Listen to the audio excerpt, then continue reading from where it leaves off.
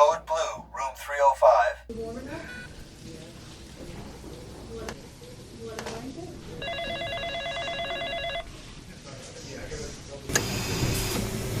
Orthopedic stopped after 7. Orthopedic stopped after 7.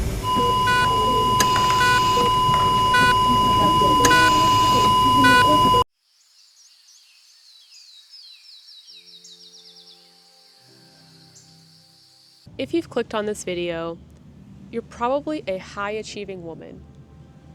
You love making your to-do lists, the feeling you get when you check something off. And your life is probably consumed with either your career, school, family, and you always have to be the person who's the most responsible. But now you've hit a wall, and you're burnt out, and you're ready to start enjoying your life again. If any of that resonated with you, then you've come to the right place. My name is Nisha. I hit my wall of burnout after I finished my internal medicine residency this year, which was the hardest 3 years of my life. I was working insane 80-hour weeks with barely any time off. It was the first time I was living far from home, far from my husband, and I thought once residency was done, then that would be it. On paper, it seemed like I had everything. I finally achieved my dream of becoming a doctor. I just got married. I just moved into my new apartment with my husband. But after all that excitement was done, I hit this wall of malaise. I found myself finding it so hard to get out of bed in the morning. I was sleeping until 10. I was spending the days just laying in bed watching Netflix. And I was pushing back the start date of my job. It took me a while to finally admit that I was burned out. It really wasn't until I came home to visit my parents and I walked into my old childhood room and I saw so many remnants of parts of my life that I had sacrificed for my career. I saw photos of me playing golf in high school, old dance competition t-shirts from college, and I decided right then and there I was tired of having my career be the thing that defined me. So, segue into the creation of the Glow Up After Burnout checklist. Hooray! Yes, I designed this as a checklist because my brain craves that kind of structure. This checklist is available completely for free in the description box below. So don't think of this checklist as another to-do list. Think of it as a guide to help you start enjoying your life again. So I've included 10 sections in this checklist: the morning reset, move your body, nourish with food, sleep and nighttime routine, social connection, rediscover old hobbies, which I am personally the most excited for that section, spirituality and inner peace, digital boundaries, beauty rituals, and finally, clean and declutter. So just pick 1 to 3 things that you want to do off of this list every day. You could do more, you could do less, you could not use it for a day. The idea is to rediscover the parts of you that are not defined by your work, family, career, school, whatever it is that has been consuming your life until now. So, as a companion to the checklist, I am going to be releasing a glow-up video series on my channel where I will just be doing days in the life showing how I have been incorporating elements of this checklist. So, enjoy! My wake-up time is 6 a.m. This is a day off for me, but on working days, I prefer to wake up at 5. So the first thing I do is make the bed.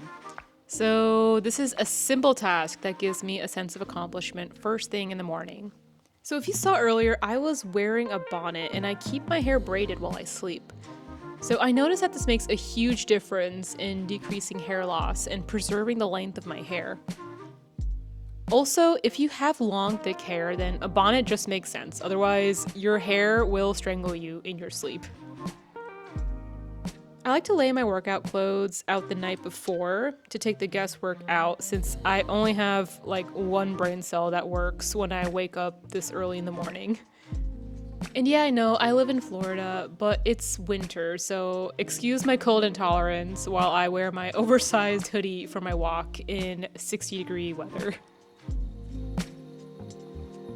Drawing the blinds back is also another favorite morning ritual.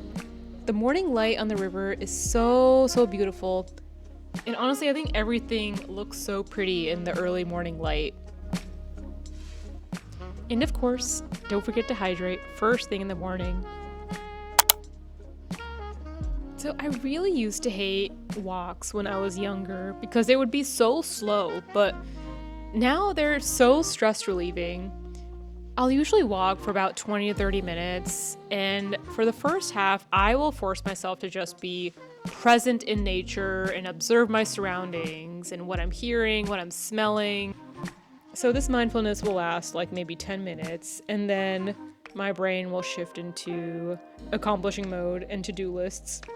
So the last part of my walk, for like the last 10 minutes or so, I will listen to an NPR podcast, the Up First podcast. And this is kind of like a kill two birds with one stone. The first one is to, of course, get a brief overview in the news.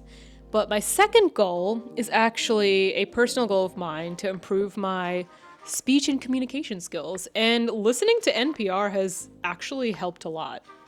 So after my walk, I will commence with the daily stretching. And I will specifically target my hips and my hamstrings.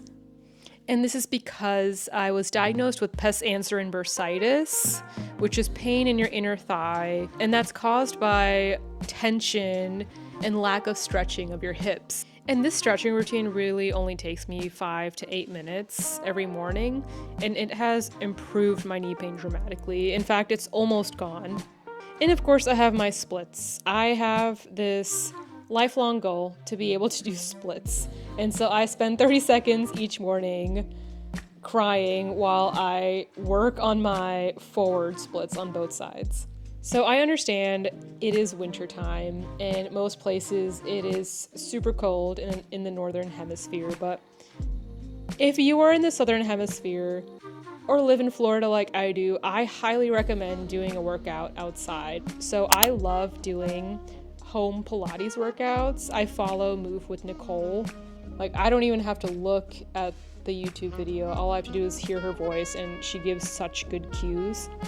But doing the Pilates workout outside in the fresh air is so peaceful. And I love looking up and seeing the palm trees above me. And you see all the little birds waking up and the little critters coming about. So a core part of my morning routine is doing my morning prayers. So I was raised in a religious Hindu household, but when I went off to college, I for some reason decided that since I am a person of science, I can no longer be a religious person. So I stopped being religious, and then 8 years later, when I began residency, that's when I found myself coming back to it, because residency, as I said earlier, was the hardest period of my life. You know, not only living far from home, it was also just dealing with the situations I was seeing in the hospital brought me to one of the lowest points of my life. And that's when I started praying again, and it brought me immense peace. Okay, now it is smoothie o'clock. So, any of y'all have tried fruit, veggie, and nut smoothies? It's not like the tastiest thing on planet, right? Like, if you put kale into a smoothie, it's gonna taste like you're eating plants and grass. So, the point here is that the reason why I have been sticking to my morning smoothie recipe for 12 years now is because everyone in my family does it. And I think this is so key into incorporating healthy habits. Okay, and now probably my favorite time of day is my coffee time. Since it is the holiday season, I did break out my Santa mug, which I wish Christmas time was all the time, but it's okay. We take advantage when we can. And I will always add some almond milk to my coffee. And I don't do this every day, but because it's the holidays and I have this beautiful Santa mug, I had to throw in some whipped cream, and I topped it off with a little bit of cinnamon, which just makes it smell so much more festive. And now it's time to start my day.